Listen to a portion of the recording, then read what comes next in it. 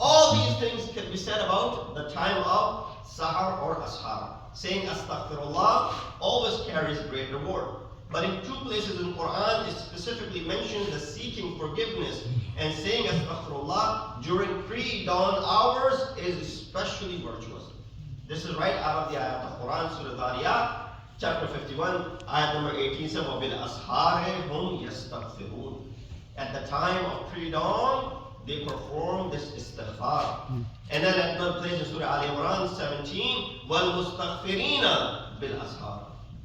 These are the group of people who are mustaghfireen at the time of ashar. Now of course, ma'asumeen don't need to do istighfar. They are infallible, but it still we find in the kalam of Rasulullah, in the kalam of all of the Aimma Athar, that especially at the time of sahar, what would they do? They would recite these istighfar. The best time for martyrdom I mentioned was, or best time for shahadat al-wafat is the month of Ramadan.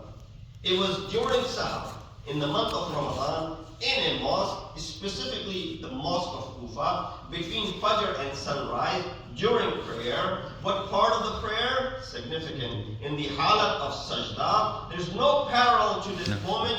No one can be compared, even when it comes to the shahadat of Amir al-Mu'mineen, Ali ibn Abi Talib.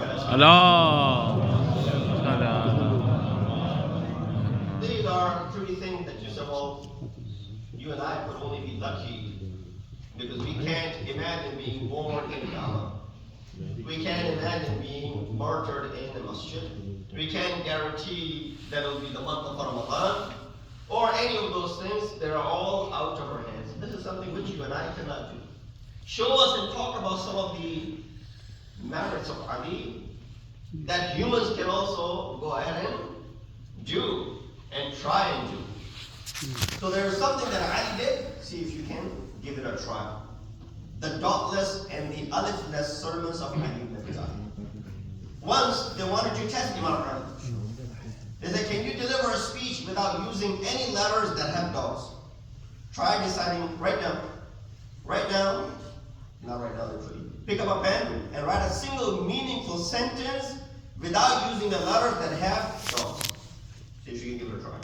You'll have to use the letter N, the letter Sin, the letter Ra, the letter Lam. There are many letters. The letter Mim, the letter Kaf, Alif. You can use all of these letters, which do not have any dots in it, and try writing one sentence with it.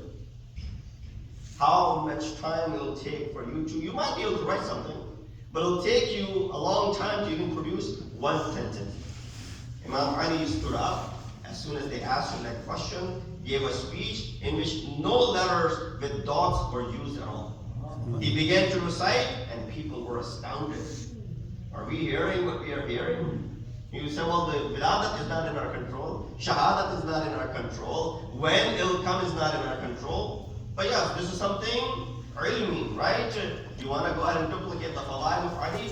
Go ahead and do something like this. Ali was asked to write a khutbah without any doubts, and he was asked to deliver a khutbah without any thoughts and without any preparation, and Ali ibn Abi Talib delivered. This says, deliver a speech without using the letter alif. Where alif is not used. Whenever you try to say something, you inevitably encounter the letter alif. Most commonly used letter is amongst those letters which is considered to be vowels or the extended vowel. Imagine writing without using this extended vowel. Yet Ali delivered an entire sermon, the dotless sermon and the alifless sermon. If you have visited the Haram of Shah Abdul Hadim Hassani in Shahrarai in Tehran, over there, both of these khutbas are beautifully written on the walls of the new sahan that has been made, where Musalla is, the salat is performed. Both of the khutbas could be found over there as well. Salawat Muhammad. Allah. That was the fourth marriage of Ali. Number 5. Although there were 2 marriages in there, but we'll count both of them as one. Patience and perseverance in pursuit of gold. In the battle between Talut and Jalut, those who accepted Talut's leadership passionately moved forward and fought. The Quran says that God granted them kingdom and wisdom. Chapter 2, Surah Baqarah, verse number 251. آتاه الله الملك والحكمة وعلمه. Those who moved forward or who accepted Talut's, leadership, because many were objecting it. Those who accepted it, Allah subhanahu wa ta'ala, what? Ataahu Allah al-mulka. Allah gave Talut this mulk. Wal hikmah, He gave him this wisdom. Wa allamahu, and He taught him what had to be taught.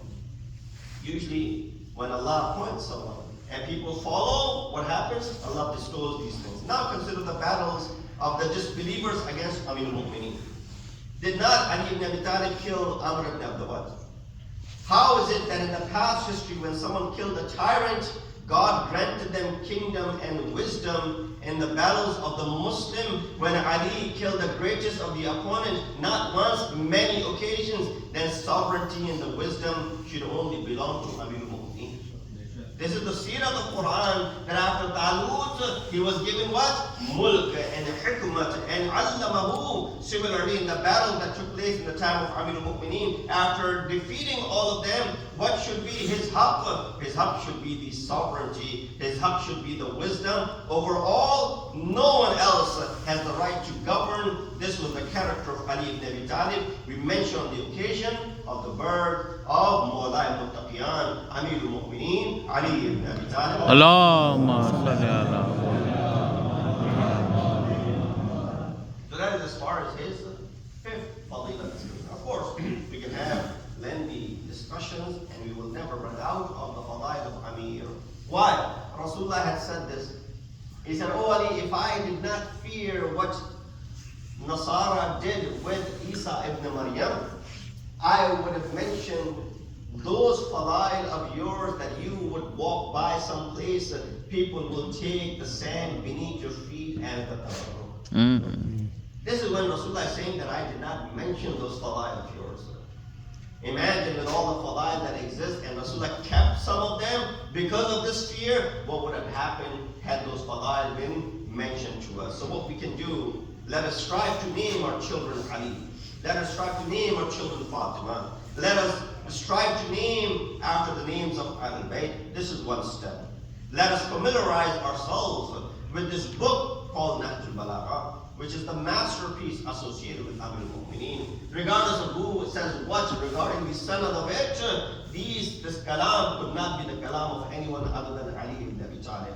Look at the peak of eloquence.